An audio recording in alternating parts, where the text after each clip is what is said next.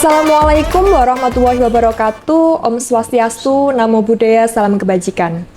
Halo Sobat Bangkom, kembali lagi bersama kami pada podcast Pemimpin Perubahan BPSDMD Provinsi Jawa Tengah bersama saya, Alvina Nurmayasari sebagai host.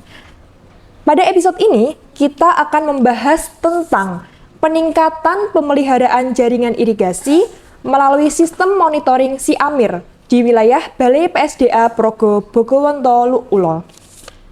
Bersama narasumber kita, Bapak Freddy Nurcahya STMT, selaku Subkoordinator Seksi Operasi dan Pemeliharaan Balai PSDA Probolo, Dinas PU Sumber Daya Air dan Tata Ruang Provinsi Jawa Tengah. Selamat pagi Bapak. Pagi Mbak. Selamat pagi, apa kabarnya Bapak? Baik. Alhamdulillah baik ya Bapak. Selama kurang lebih berapa bulan ini Bapak sudah melaksanakan pelatihan di BPSDMD Provinsi Jawa Tengah? Hampir 2 bulan. Hampir 2 bulan. Selama 2 bulan tersebut, kalau tidak salah, Bapak dan juga rekan-rekan tentunya diminta untuk membuat suatu proyek perubahan. Ya. Dan di sini proyek perubahan Bapak membahas mengenai peningkatan pemeliharaan jaringan irigasi melalui sistem monitoring SIAMIR. Ya. Boleh dijelaskan sedikit apa latar belakang Bapak mengambil topik atau tema ini? Ya, terima kasih Mbak. Jadi saya akan jelaskan terkait mengapa saya mengambil inovasi SIAMIR itu. Jadi awal mulanya di tempat kami memang sudah ada aplikasi SIAMIR. Istilahnya versi 1.2 lah, 1.2. Di situ produk aplikasi yang awal itu fungsinya untuk pencatatan belangko pemeliharaan. Yang semula mengisi secara manual, ini nanti itu sudah diadop dengan model aplikasi mobile. Kemudian di tempat kami di seksi OP, saya meneruskan program tersebut, tapi di bidang pemeliharaannya. Tempat kami memang ada banyak petugas irigasi di lapangan, petugas pintu air dan pekarya saluran dari 12 DI yang ada di wilayah balai kami, Balai PSDA Probolo, itu ada jumlah tenaga sebanyak 604 tenaga. Jadi mereka tiap hari rutin melaporkan kerjanya yang semula melalui WA Group. Jadi tiap hari mereka laporan terkait pekerjaan babat rumput di tanggul irigasi, kemudian pelumasan pintu air, pembersihan sedimen, angkat sedimen. Itu mereka rutin melaporkan pagi, siang, sore melalui WA Group. Tetapi kendalanya di lapangan itu problemnya di mobilnya. Mobil mereka itu rata-rata kalau menampung 604 laporan petugas itu kan membuat device jadi agak lemot. Ya. Itulah jadi kendala kami. Dan kendala yang kedua itu teman-teman pengolah data di lapangan itu kalau membuat laporan, hasil laporan dari petugas di lapangan itu harus download dulu dari WA. Download, kemudian harus dimasukkan dulu di Excel, baru jadilah produk laporan kerja tenaga PPA di lapangan. Tetapi ini saya berusaha meringkas dari hal tersebut dengan membuat sistem monitoring pemeliharaan SIAMIR. Jadi nanti ada versi 1.3-nya.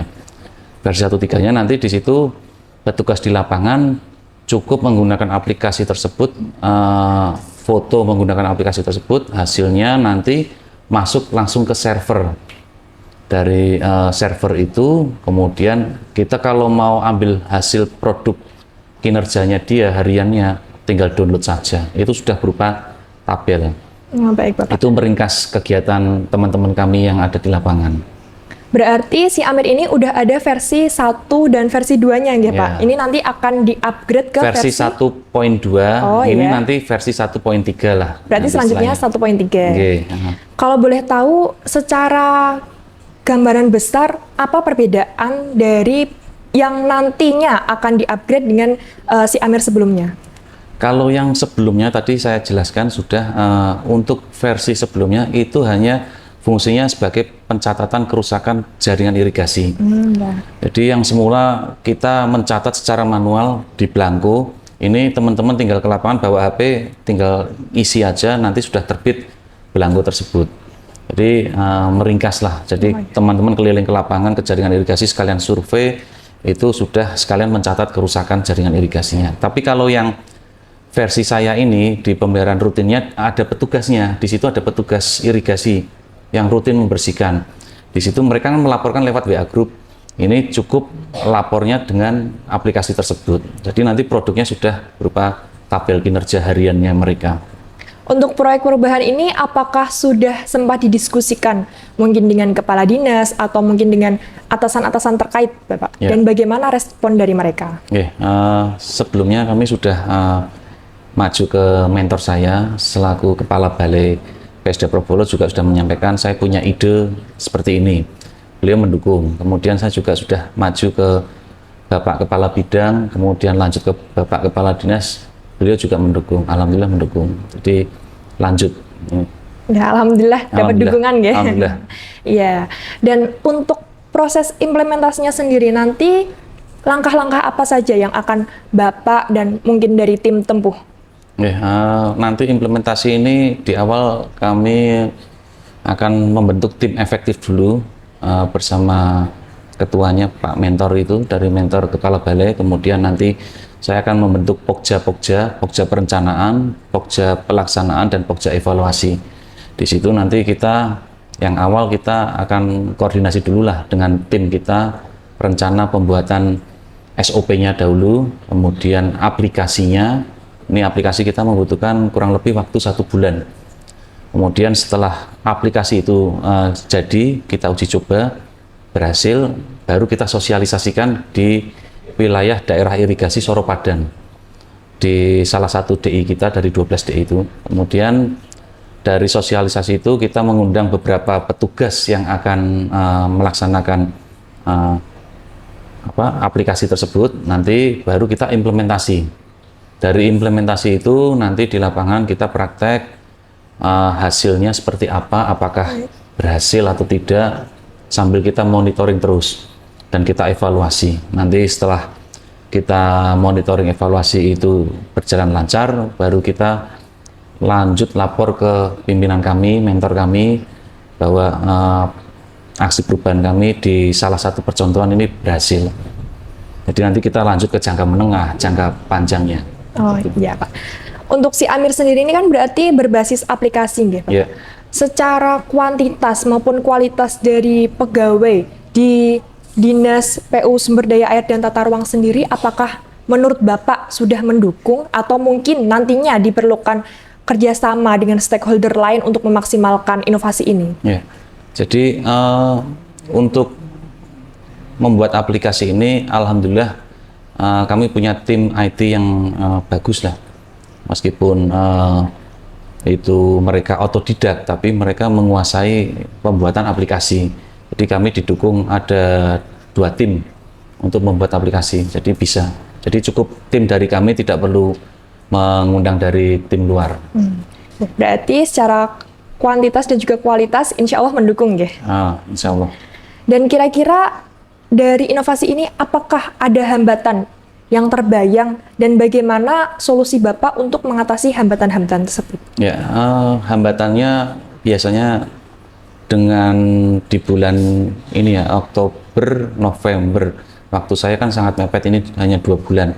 Di bulan-bulan akhir ini banyak kegiatan di kantor kami, kegiatan sosialisasi dengan Dewan, kemudian ada kegiatan pemeriksaan, kemudian ada segala hal lah kegiatan di kantor itu yang mungkin agak menghambat tim kami berhalangan ikut menjalankan aksi perubahan ini. Jadi mungkin dari beberapa tim yang kami ajak bantu ini kendalanya seperti itu. Kemudian nanti yang kedua kendalanya biasanya ada di update data pendukung. Data pendukung dengan waktu singkat saya harus menuntaskan proper ini, aksi perubahan ini harus selesai 2 bulan. Itu gimana caranya, saya harus melibatkan banyak tim lagi nanti jika ada tim kami yang berhalangan. Itu kendala-kendalanya seperti itu. Dan nanti juga kita belum tahu apakah aplikasi ini nanti ada problem di tengah jalan atau tidak. Jadi kita sering nanti monitoring dan kerja keras lah istilahnya. Baik, Bapak. Untuk harapan atas terlaksananya program perubahan ini ke depannya, dari Bapak sendiri, harapan terbesarnya apa? Harapannya ini dapat meringkas kinerja teman-teman yang ada di lapangan yang selama ini terlalu banyak disibukkan mendownload kinerja petugas lapangan melalui WA, karena dengan jumlah yang banyak itu, jadi teman-teman bisa melakukan aktivitas kegiatan lain seperti pengawasan jaringan, mungkin penanganan darurat jaringan irigasi yang saat ini sedang banyaknya bencana musim banjir ini.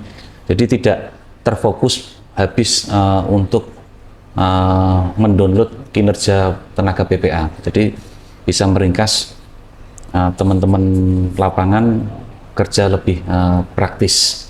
Dan yang kedua, nanti teman-teman mantri kemudian itu bisa lebih mudah memantau kinerja petugas lapangan irigasi yang di wilayah kami. Baik, Bapak. Untuk selanjutnya adalah secara khusus program atau proyek perubahan ini nanti akan dibawahi oleh bidang atau subbidang apa di Dinas PU Sumber Daya Air dan Tata Ruang ini? Kami ada di balainya balainya Dinas Pusdataru, Balai PSDA Progobogo Wontolulo yang ada di seksi operasi dan pemeliharaan. Itu di bawah seksi kami memang membawai di bidang operasi dan pemeliharaan jaringan irigasi. Di situ banyak petugas-petugas kita yang di lapangan, jadi itu di seksi OP-nya. Baik, Bapak. Untuk pertanyaan terakhir, berkaitan dengan pelaksanaan pelatihan selama kurang lebih 2 bulan ini, dari Bapak, apakah ada kesan dan juga pesan yang ingin disampaikan terkhusus untuk BPSDMD Provinsi Jawa Tengah? Untuk kesan pesan saya untuk BPSDMD Jawa Tengah, saya banyak-banyak mengucapkan terima kasih karena bisa mengikuti PKP ini dan dibimbing oleh para coach, para WI, terlatih semua, dan di situ membuat saya ada pengalaman baru dan mereka bisa menumbuhkan ide-ide inovasi bagi saya.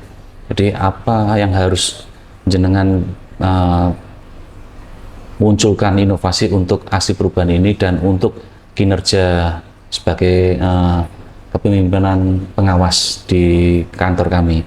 Jadi, dan yang kedua juga di saat Stula itu juga sangat bermanfaat sekali, karena di Stula itu kita bisa melihat, mengadopsi apa yang kita lihat instansi lain, pelayanan seperti apa, inovasi seperti apa, itu kita bisa adopt untuk kegiatan kami di kantor kami juga.